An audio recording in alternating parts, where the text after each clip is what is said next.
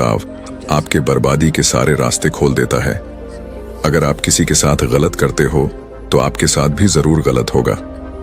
उस वक्त शायद ये बात आपको समझ में ना आए, लेकिन देर से ही सही आपके कर्मों की सजा आपको जरूर मिलती है। आप इससे कभी बच नहीं सकते। जो आपने किया है उसका अंजाम आपको हर हाल में भोगना ही पड़ेगा। अगर आप किसी का दिल दुखाते हो या अगर आप किसी के साथ बुरा करते हो तो देर से ही सही, लेकिन कभी ना कभी आपको आपके कर्मों का फल भोगना पड़ेगा। आइए इस बात को हम एक कहानी की मदद से समझने की कोशिश करते हैं। गौतम बुद्ध हर दिन की तरह उस दिन भी सभा कर रहे थे। तब तक एक ने उनसे पूछा कि गौतम बुद्ध, कर्मों का फल कैसा मिलता है? कृपया इस बारे में आप मुझे समझाएं।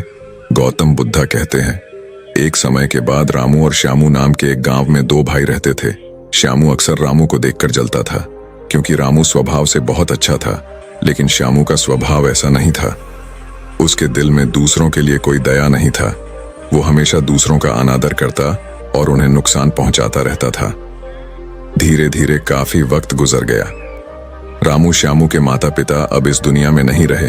रामू ने खूब अच्छे से उनका अंतिम संस्कार किया और गांव वालों को भोजन के लिए आमंत्रित किया और ब्राह्मणों को दान दक्षिणा देकर उनको विदा दिया। वो हर साल माँ बाप की बरसी के लिए राम हर साल पंडितों को दान देता और भोजन कराता, लेकिन श्याम को यह बात पसंद नहीं। वह उसे अभी भी देखकर जलता। अगले साल रामू ने राजा को बुलाया और राजा के सामने पूरे गांव को खाना खिलाया और दान दिया ताकि उसे माँ बाप स्वर्ग में खुश रह सके। ये सब देखकर राजा श्याम से बोलते हैं, श्यामू, तुम्हारा भाई तुम्हारे माँ बाप के लिए इतना कुछ करता है, तुम ये सब क्यों नहीं करते? क्या तुम्हें समझ नहीं है कि तुम भी अपने माँ बाप के लिए कुछ ऐसा ही करो? श्याम में कुछ नहीं बोला और वहां से चला जाता है। वो इस बात को लेकर गुस्सा होता है कि आज रामू की वजह से उसकी राजा ने बेइज्जती कर दी। वो अपने अपमान का बदला लेने के बारे में सोचता है और अगले दिन एक ढोंग करना शुरू करता है। नगर के सामने जोर जोर से चीखने लगता है, मेरे माँ बाप मेरे सपने में आए थे, वो स्वर्ग में खुश नहीं हैं।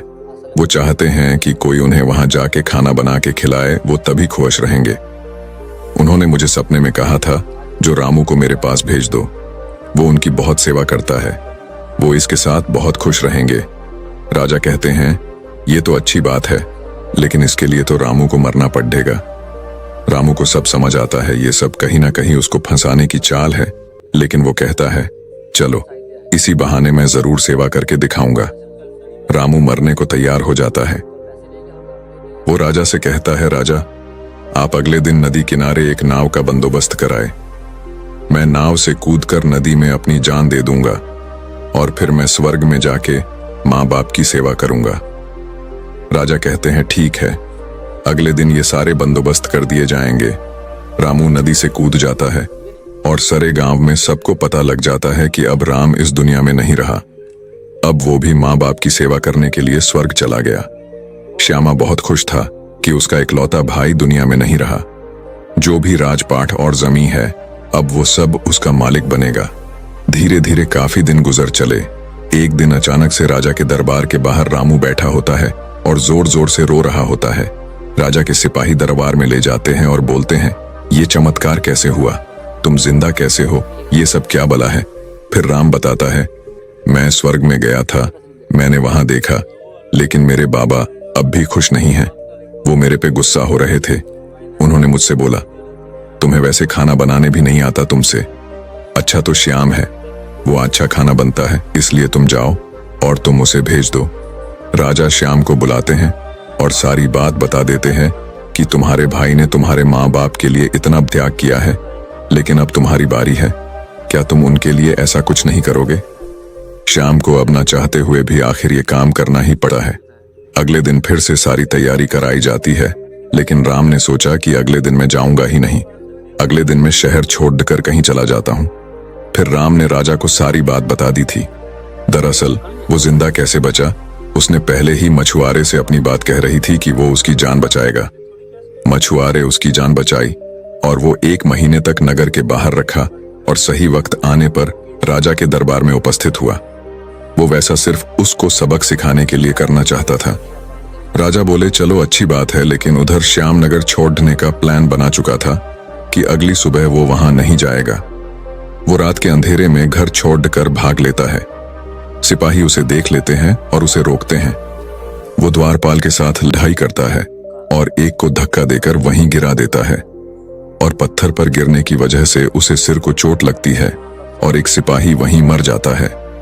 आखिरकार ये सारी बात राजा को पता लग जाती है। राजा उसे माफ करने वाले थे, लेकिन वो अब और गुस्सा हो जाते हैं। फिर अगली सुबह उसे नाव से वैसे धक्का दे दिया जाता है और वो उस नदी में डूब जाता है। अब उसे अपनी गलती का बहुत अफसोस होता है कि यह सब उसने ये क्या किया। जिंदगी की आखिरी मौके पर भी वह दूसरों का बुरा ही करना चाहा और आखिर में उसे भी अपने जान से हाथ धोने पड़े। तब गौतम बुद्ध समझाते हैं, कर्मों का फल ऐसा ही होता है। बुरे इंसान को आखिरी वक्त तक सही और गलत की पहचान नहीं होता। जिंदगी ऐसी ही नहीं चलती, जिंदगी समझने की चीज है।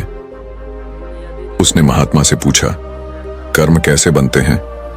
फिर महात्मा ने बोला, कर्म के बनने से पहले हमें इस पर ध्यान देने की जरूरत है कि आखिर अच्छे कर्मों बनने का सबसे पहला पड़ाव क्या है। मनुष्य के द्वारा किए जाने वाले सभी कर्म उसके विचारों से निर्मित होते हैं। हमारी सकारात्मक या नकारात्मक सोच विचारों को जन्म देती है और वही विचार कर्म बनते हैं। इस तरह सोच सकारात्मक होने पर ही अच्छे कर्मों का निर्धारण हो सकता है। उसने फिर महात्मा से पूछा, पाप का फल कब मिलता है? फिर महात्मा ने बोला, पाप का फल किए गए कर्म पर निर्भर करता है। यदि आपके द्वारा किए गए कार्य बुरे हैं और वो अच्छे कर्मों की तुलना में अधिक है, तो इसका फल आपको अगले जन्म में भोगना पड़ेगा। यदि बुरे कर्म कम है तो इसका भुगतान आपको इसी जन्म में करना होगा। इस प्रकार यह चक्र चलता रहता है। जब तुम जिंदगी को समझते हो तब तुम खुद को समझ पाते हो। तुम तभी देखोगे कि इस दुनिया में जितने भी जीव जंतु, पेड़ पौधे हैं, सब तुमसे जुड़े हैं। उनकी रक्षा करना, उनके बारे में अच्छा सोचना और उनका भला करना भी तुम्हारी जिम्मेदारी है। जब तुम दूसरों के लिए अच्छा करते हो तो बदले में तुम्हारे लिए भी अच्छा होता है।